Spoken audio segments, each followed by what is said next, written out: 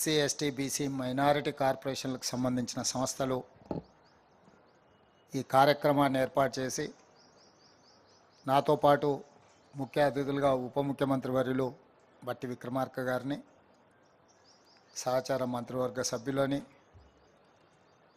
ప్రతిపక్ష పార్టీకి సంబంధించిన MIM floor leader Akbaruddin Owaisi గారిని, సిపిఐ శాసనసభ్యులు కూనంనేని సాంబశివరావు గారిని, వివిధ కార్పొరేషన్ల చైర్మన్లను, శాసనమండలి సభ్యులను, శాసనసభ్యులను, ఉన్నతాధికారులను, పాత్రికేయ మిత్రులని ఆహ్వానించి శాసనసభ ప్రాంగణంలో ఒక మంచి కార్యక్రమానికి తెరలేపినందుకు మనస్ఫూర్తిగా అభినందిస్తున్నా.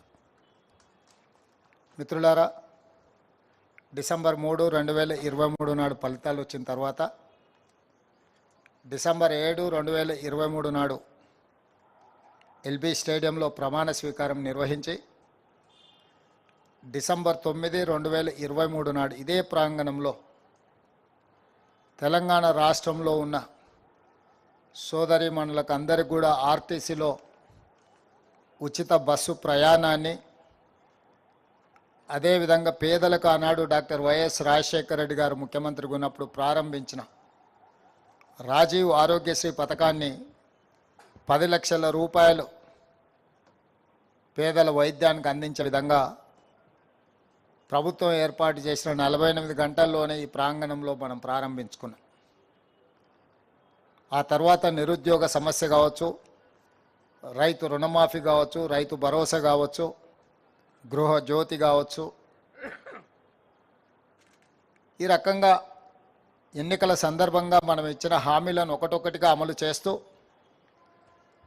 తెలంగాణ రైతాంగానికి, తెలంగాణ మహిళా సోదరీమణులకు, తెలంగాణ నిరుద్యోగ యువతకు, విద్యార్థులకు ఒక స్ఫూర్తినిస్తూ ఒక మంచి పరిపాలన అందించే ప్రయత్నం చేస్తున్నాం.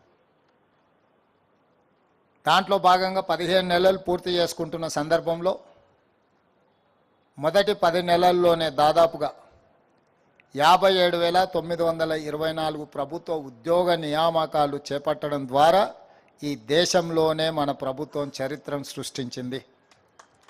స్వతంత్రం వచ్చినప్పటి నుంచి కూడా ఏ రాష్ట్రంలో ఏ ప్రభుత్వం మొదటి సంవత్సరంలోనే 57,924 ప్రభుత్వ ఉద్యోగ నియామకాలు చేపట్టలేదు. మన ప్రభుత్వం చేపట్టింది.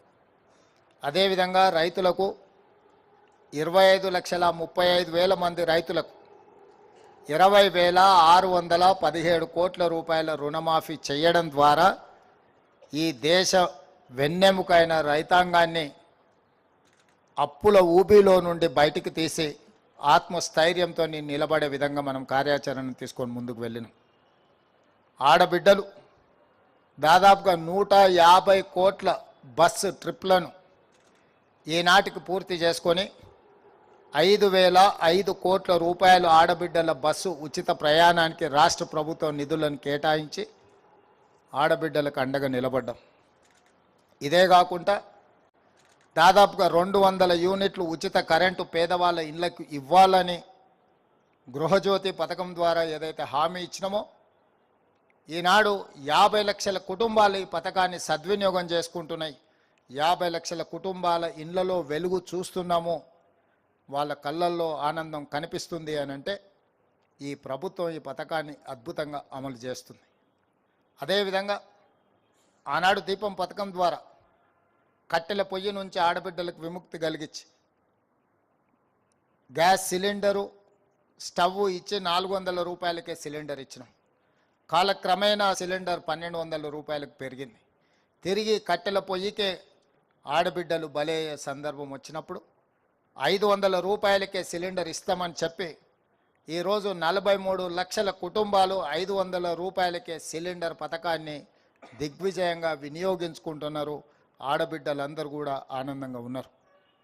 అదేవిధంగా స్వయం సహాయక సంఘాలలో ఉన్న ఆడబిడ్డలు 65 లక్షల మంది ఒకనాడు బతుకమ్మ చీరల పేరు మీద ఎలాంటి చీరలు పంచినరో నేను ఇక్కడ ప్రస్తావించదలుచుకోలేదు, కానీ ఆడబిడ్డలందరూ చూసింది. అలాంటి ఆడబిడ్డలకు పండుగ పూట సారే చీర పెడితే ఎంత సంతోషంగా ఉంటారో 65 లక్షల మంది ఆడబిడ్డలకు స్వయం సహకార సంఘాల సభ్యులకు 2 చీరలు ప్రతి సంవత్సరం, అత్యంత నాణ్యమైన చీరలు. మన ఇంటికి ఆడబిడ్డ వస్తే ఏ బట్టలు పెడతామో 1,30,00,000 చీరలను ఈరోజు ఆడబిడ్డలకు పంచాలనే నిర్ణయం తీసుకొని ఆడబిడ్డల ఆత్మగౌరవాన్ని నిలబెట్టే ప్రయత్నం చేస్తున్నాం. అదేవిధంగా తండాలలో, గూడాలలో, మారుమూల పల్లెల్లో ఉన్న ప్రభుత్వ పాఠశాలలు నిర్వీర్యమైపోయి నిర్వహణ లోపభూయిష్టంగా ఉండే, కరెంటు లేక ప్రభుత్వం కమిషన్లు వస్తాయని కంప్యూటర్లు కొనిస్తే ఆ పాఠశాలల్లో కరెంటు లేదు. కంప్యూటర్లు ఉన్నాయి, టీవీలు ఉన్నాయి, కానీ